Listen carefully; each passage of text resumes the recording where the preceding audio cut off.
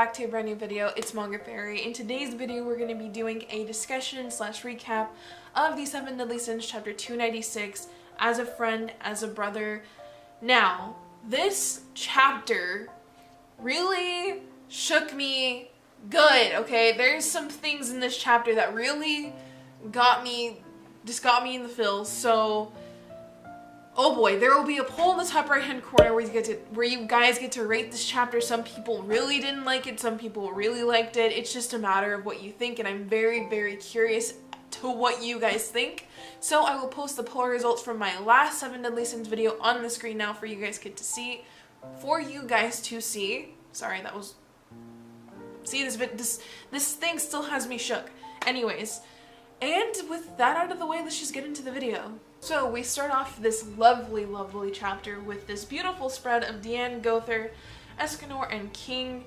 And some people are really hating on King's haircut, and I mean, I can get it. It's a look, but at the same time, it's like he looks so much more mature, which is the main point of the haircut. So I can give him a pass for that. Diane looks really good in this panel. Like, usually sometimes she's drawn kind of iffy because she's the bigger image, so you don't want the focal point to be here, so sometimes she's not drawn the best, but here she's really nice. And just overall, it's a really good looking picture. I just really like that. Then we have this stupid boy, like, he's a cool character, the original demon, or the first demon, whatever anybody's calling him. But man, I just cannot. So many problems just because of this one demon. But anyways, he's like super stoked about the commandments reaching Meliodas and the birth of a new demon king, whatever. And I thought that I think I said in my last video, I thought that someone or something was gonna stop the commandments from going in. But no, we got that completely out of the way and they just rushed in, so yikes. Zeldris' face just says it all, just like, I mean, I don't know what that face is, like right here. He just looks so proud, but like kind of derpy at the same time, I don't know. But it doesn't stop there because Merlin uses the Chrono Coffin, which we were talking about in the Boar Hat again. If you would like to listen to a podcast where I am a featured guest and it talks nothing but the 7 Deadly Sins content, I will put it in the description below, and the link to the Discord for that specific podcast is in the description as well. Just a shout out to my boys over there. But the Chrono Coffin, I guess, is what she also uses on herself. I don't know if that's true. I thought that her magic power was what kept her young and immortal, but that could be a complete mishap on my part. Anyway, she pulls this out, and obviously they know what it is because they're like, it can't be. And immediately the demon, the original demon and Zeldris try to rush her, and you know, she's really putting herself on the line here because I know it seems like in the real world, like, oh, she's over there, they're over here, it's gonna take like a while for them to get to her. But like, as soon as she activated that spell, they could have been next to her in an instant. So for the reaction time of Escanor and King to just save her on this part is just amazing. And she's willing to give up her life to stop this from happening, because at this point she's like our last hope. And some people are really mad that Merlin has yet another trick up her sleeve, but I did agree with something that someone said in the podcast. She's supposed to be the greatest mage in all of Britannia, and she's supposed to be this really strong character, and even though we haven't seen all of these moves in the past, it doesn't mean that they weren't there, because she never really had a time to use this, you know what I mean?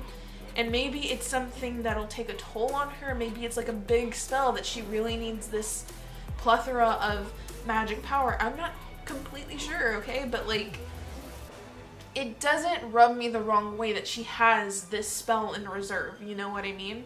So let me know what you guys think in the comment section below. Do you think that it was kind of convenient for her to have this, or do you think it makes sense and it goes along with her character? Personally, I think it goes along with her character. But then we have this tragic fight coming up, and I'm just not ready for it. Escanor has already taken like a huge beating, so it's not a surprise what happens. But we have Ludociel just talking and talking and talking, and he's talking to Hendrickson, and it turns out that he's not going to use Hendrickson as a vessel because I think he's tired of doing that. Like, it's not something that he wants to do anymore. Plus, he sees that Hendrickson is actually genuine and not just using him, so... And some people were saying, like, this isn't anything, like, who cares what he does, he's a jerk. But I think this is a step in the right direction for his character. Everyone in this story has done some really bad things. The only ones that I can't really see are Deanne and King. Like, what happened to them really wasn't in their control. Like, Deanne fighting people, I mean, Matrona made her, that was what they were doing, that's what they were paid to do.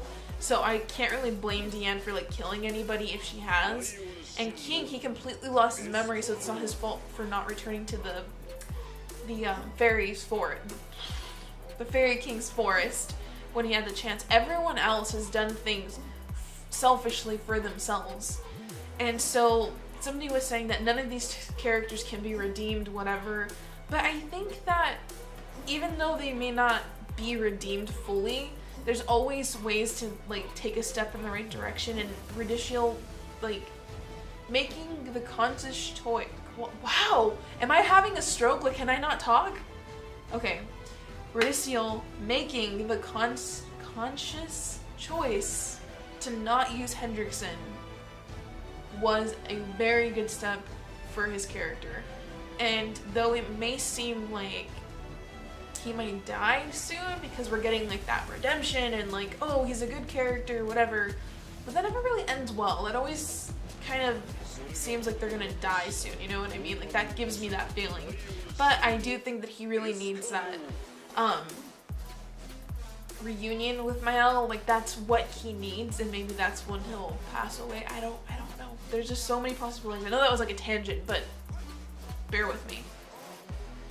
Anyways, like, it's just continuing, Hendrickson talking about how he needed to repent for what he did, and then Ludociel, like, saying that he's not gonna do this vessel, but then we get that part where he's like, hey, just so you know, like, I'm not gay. And, I don't know, it just doesn't seem like he's telling the truth here. Like, they seem to get along really well, and the way Hendrickson's, like, looking, like, I've never seen him look like this. Have you? I haven't. And this guy is, like, 1 second away from blushing, so I don't know. We'll see. I'm not gonna be like, oh, yeah, let's have this, but, I mean, if it happens, it happens, and I think it'll be kind of cool, actually. So he heals Hendrickson, and then we go back to the fighting, and Escanor is getting the pride beat out of him. Like, it's so bad, and I was just not, for this death drive, I thought that was it. I legit thought that was it for Escanor. And even Merlin, like, look at her. Look at her. How can anybody say that she does not care for him? Look, she's, like, distracted. Like, she's not chanting or anything. Like, if she didn't care for him, she'd just continue chanting and be like, oh, well. But look at her. So, anybody who says that Merlin doesn't at least care for him in some way is just wrong. Look at that. But I really thought Escanor was done for. I really thought he was gonna die. And this is where the chapter really hit me, because it's just like, I wasn't ready for it. Even though Escanor can be, like, a really big shit talker and whatever, he's still, like, a really great guy. And he really is a big part of the Sins now, and I just did not want to see that happen.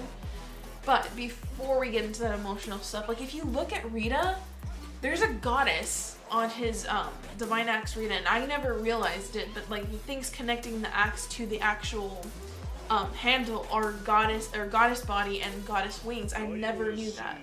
So we're wondering if it was made for him by a goddess, because I know it was given to him by the king, but if it was specifically made for, like, Escanor and it found its way to him, or if it was Mael's weapon in the beginning, but he never wanted to use it. I don't know, but it has some connection to the goddesses. I know that his power is part of Mael's, but Rita has something bigger to do with it. You know what I mean? Like, why would they show this so clearly? I don't know. That's something that we were talking about. Might be nothing, could be something. Luckily, we have Ludociel coming in to help Merlin and protect her. Obviously, he doesn't know how long he's going to be able to hold because he's in his, like, spirit form. But then look at this. Look at how sad Escanor is. Like, he's so beaten. And, oh, God, this is, like, really just it's really messed me up. I don't like seeing a little old sweet man get beat up like this. And, someone was saying, like, oh, he doesn't care about anybody else because he was saying, Captain and Merlin, I wasn't able to protect you too. But, like, that was his main goal at the time. That's something else we discussed on the Borg Hat. Like, don't think that he doesn't care about everyone else because it's obvious that he does. It's been shown in past chapters. But, like, that's specifically what he was there to do, protect the Captain and Merlin at the time. So, just to see him come to the realization, like, hey, I was so cocky, I shouldn't have done that, I shouldn't have been like that, I'm sorry for letting you guys down, was just like, I was like, I'm not ready for this, no, you can't do this to me. But then luckily, we have Mael. We have Mael saving him, and it must be thanks to the guidance of the sun. So, we're wondering if something's gonna happen with them, if Escanor is going to get some power from Mael, if Escanor is gonna give some power, well, that just slapped me in the face, give some power to Mael.